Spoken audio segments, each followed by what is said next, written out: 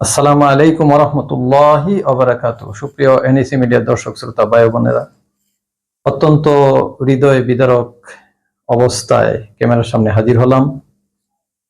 আপনারা জানেন, সম্প্রতি বাংলাদেশে ঘটে যাওয়া অত্যন্ত দুঃসহ, কষ্টের, বেদনার একটি বিষয় আসিয়া দর্শন। আমরা অত্যন্ত লজ্জিত জাতি হিসেবে। এই ধরনের অপরাধ যারা করে থাকে তাদের বিচার আমরা দেখতে পাই না। যারা দায়িত্ব আছেন তারা দ্রুত সময়ে বিচারের আওতায় আসামিকে আনতে পারে না। আমার প্রশ্ন হলো, ইসলামিক শাসন এখানে কায়েম করতে গেলে তাদের কি সমস্যা?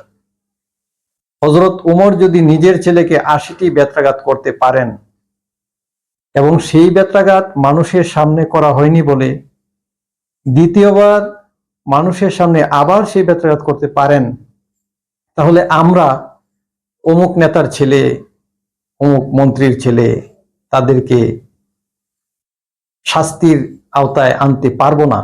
তারা কি হযরত উমর আলাইহিস সালাতু ওয়াস সালামের চেয়ে বড় কিছু হয়ে গেছেন? ইসলামে রাসূলুল্লাহ সাল্লাল্লাহু আলাইহি ওয়াসাল্লাম যাকে বলেছেন, আমার পরে যদি কেউ নবী হতো তাহলে হযরত উমর হয়ে যেত।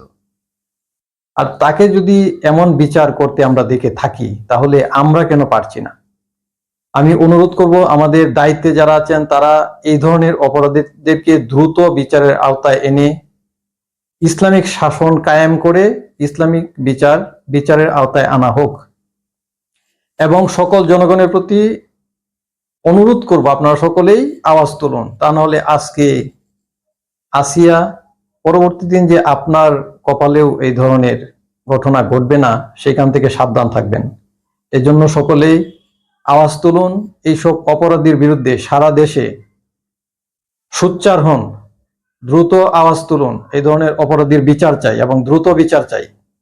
এবং মাননীয় তত্ত্বাবধায়ক সরকারের প্রধান এবং অন্যান্য উপদেষ্টাদের প্রতি দৃষ্টি আকর্ষণ করব, আপনারা যত দ্রুত সম্ভব এই ধরনের অপরাধীদেরকে বিচারের আওতায় নিয়ে আসুন এবং দেশে শান্তি শৃঙ্খলা বজায় রাখার ক্ষেত্রে ভূমিকা পালন করুন।